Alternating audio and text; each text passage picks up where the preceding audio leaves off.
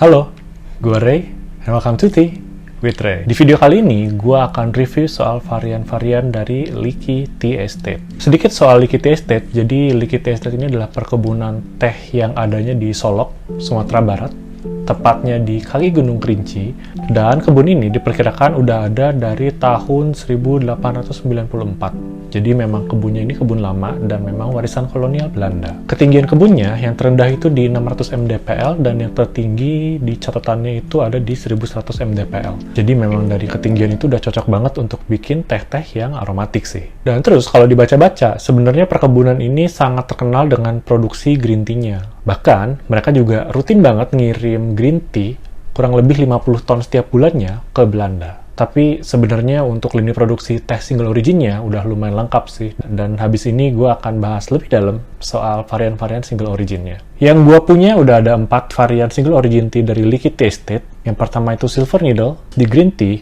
itu ada 2 varian, Licky Cha dengan green kurinci. Yang terakhir di black tea itu ada Red Glory. Mereka kayaknya setahu gue nggak produksi oolong sih, jadi memang di variannya itu nggak ada opsi untuk oolong tea. Tapi nggak masalah. Mungkin langsung aja ke Silver Needle. Jadi kalau yang gue punya di sini bentuknya jar kaca kayak gini. Itu kurang lebih segini itu 30 gram. Tapi sebenarnya ada juga yang versi pouch isinya 40 gram. 120.000 untuk dapat 40 gram. Jadi per gramnya itu kurang lebih di 3.000 ya. Ya sama kayak harga retail untuk Silver Needle White Tea sih sebenarnya. Juga dari bentuk partikel lumayan konsisten. Bahkan hampir nggak ada kuncup-kuncup yang mekar gitu ya. Kan kadang-kadang ada tuh, kalau misalkan Silver Needle ada yang kuncupnya udah agak-agak kebuka ya. Dan nggak ada juga kuncup-kuncup yang gosong atau yang warna hitam sih. Jadi sebenarnya sortasinya gue bisa bilang ini bagus. Cenderung lebih kecil sih dibandingkan Silver Needle yang biasa gue temuin di pasaran dan dari Jawa terutama. Dan aroma daun keringnya kuat banget. Apalagi yang gue beli ini fresh batch ya. Kalau nggak salah itu panennya di minggu pertama bulan Mei. Jadi sekarang kan tengah-tengah Mei ya, karena gue baru beli juga. Terus aromanya itu masih ada aroma-aroma daun basah kayak green notes-nya gitu. Terus tetap juga ada karakter-karakter white flower yang biasa kita temuin di Silver Needle White Tea. Dan semerbak banget sih aromanya. Untuk seduhan, kita pakai sesuai rekomendasi 2 gram, 200 ml, 2 menit. Nah, rekomendasi suhunya di 85 derajat sih. Agak sedikit lebih tinggi dari suhu yang biasa gue pakai buat nyeduh Silver Needle, tapi nggak apa-apa, kita coba pakai 85 derajat. Warna seduhan juga cenderung hampir ke arah bening ya. Aroma tetap karakter-karakter white flowers, terus juga ketika disesap, waduh, luar biasa aromanya sih. Kayak penuh gitu loh di rongga mulut, tapi tetap mellow, mouthfeel juga ringan, dan aroma daun basah yang tadi juga semakin kerasa sih. Fakta menarik lain, teh Silver Needle White Tea dari Licky Tea Estate ini juga pernah menang Golden Award di Golden Leaf Australia tahun 2022.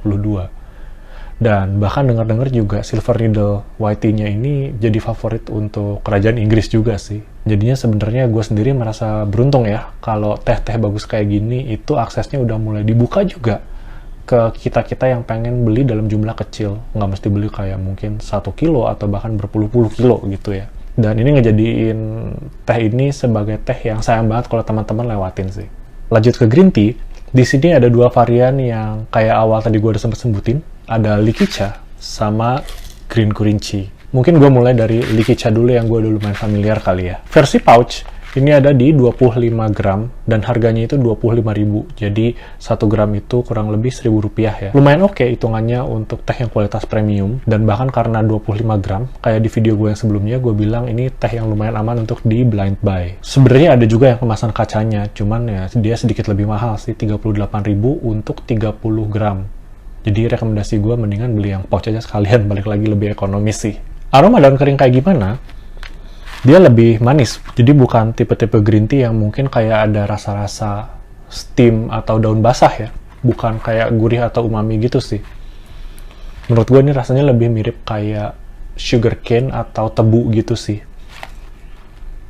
Dan sebenarnya ini juga jadi salah satu green tea lokal yang gue senang. Ini preferensi pribadi aja sih.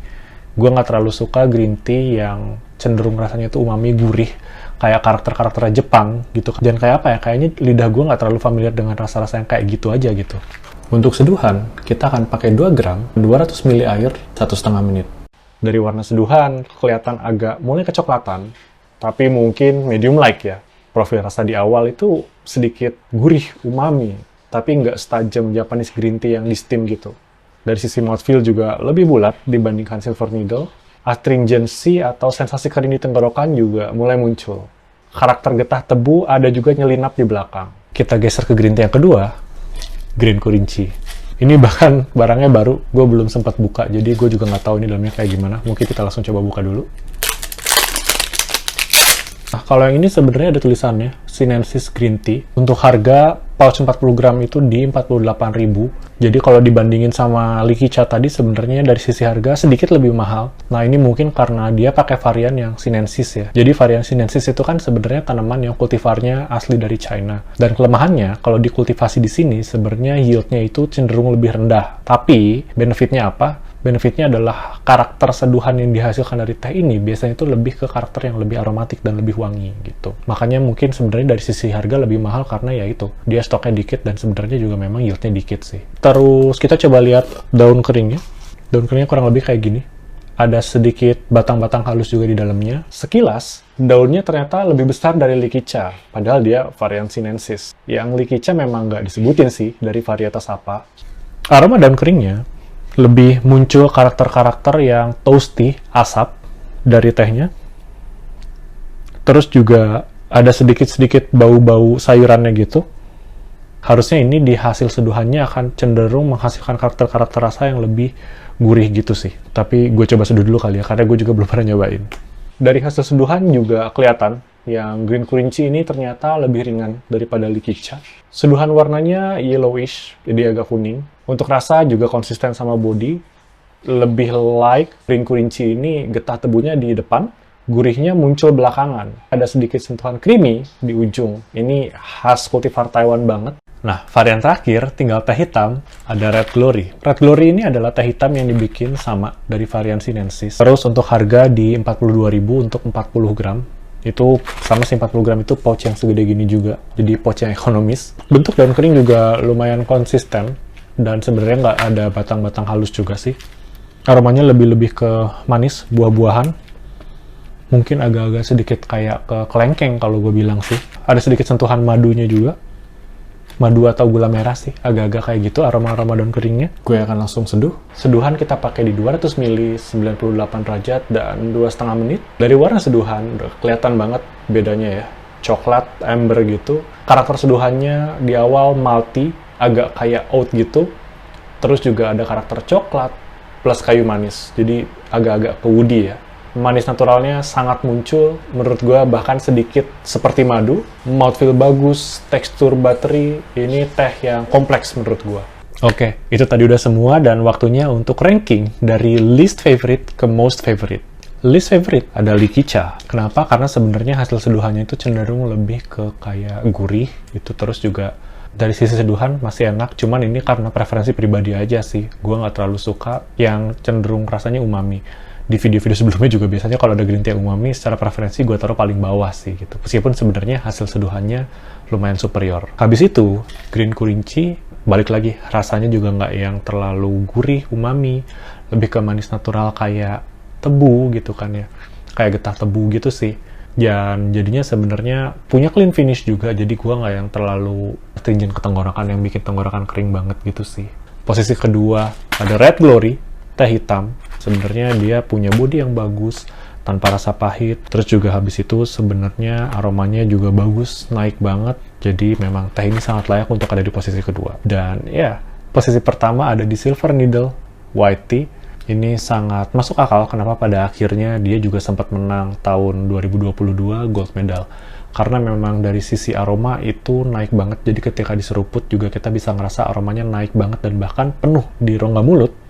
Terus juga hasil seduhan clean banget. Tadi gue sempat bilang juga hasil sortasinya bagus, jadi makanya di hasil produk seduhnya juga bagus juga gitu. Clean body, finish, aromanya bagus, semerbak kayak floral bomb, white flowers, terus juga habis itu ada sedikit sentuhan daun basah, green notes-nya juga tetap muncul, dan layer-layer dari teh ini tuh lumayan kompleks sih untuk dinikmatin. Beberapa kali tea tasting session juga kalau misalkan gue seduh teh ini, orang-orang akan suka banget sih. Jadi gue juga sangat merekomendasikan untuk teman-teman kalau lagi ada budget lebih, beli aja langsung. teh ini dan coba rasain sendiri sebenarnya sensasinya kayak gimana. Pembelian sebenarnya di beberapa marketplace ada, cuman yang lumayan aktif kayaknya dari Liki itu di Shopee deh. Atau teman-teman juga bisa langsung DM ke Instagramnya, nanti gue akan attach di description juga di Instagramnya Liki Tea untuk beli dari varian-varian yang teman-teman sekiranya tertarik untuk cobain.